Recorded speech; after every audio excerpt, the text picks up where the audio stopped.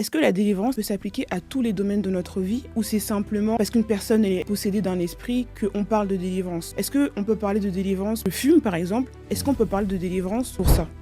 Pour tout, effectivement, le chrétien, celui qui rentre dans la vie chrétienne, doit comprendre que la délivrance, c'est le fondement d'une vie qui va emprunter. Et on a besoin de délivrance dans tous les domaines de notre vie. C'est pas seulement pour quelqu'un, comme tu l'as dit, qui se retrouve dans une situation chaotique, mais c'est pour tous les domaines. Un exemple concret, si on veut parler d'exemple, il y en a tellement à citer, des anecdotes. Je te prendrai par exemple le cas d'une jeune sœur qui avait 17 ans à l'époque et elle était venue me voir parce qu'à cette époque, effectivement, j'avais la responsabilité de la jeunesse. Donc, elle vient me voir parce qu'elle a fait un constat évident elle-même au vu des enseignements, des prières, de la présence de Dieu.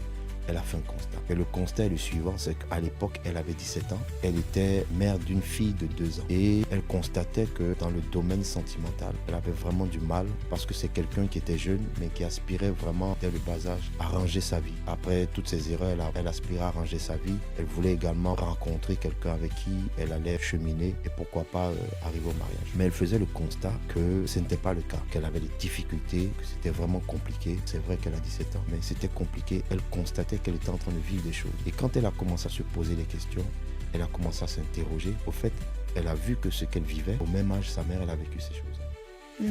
Sa mère avait 17 ans. Et au fait, les frères que cette sœur a eu par la suite étaient, on va dire, de pères différents. Elle constatait qu'effectivement, sa vie était en train de prendre cette tournure-là. Et elle ne voulait pas. Elle voulait arrêter cette spirale négative. Elle est venue me voir. Effectivement, on l'aide dans ce domaine-là. Ce qu'on a fait, aujourd'hui, cette sœur, elle est mariée.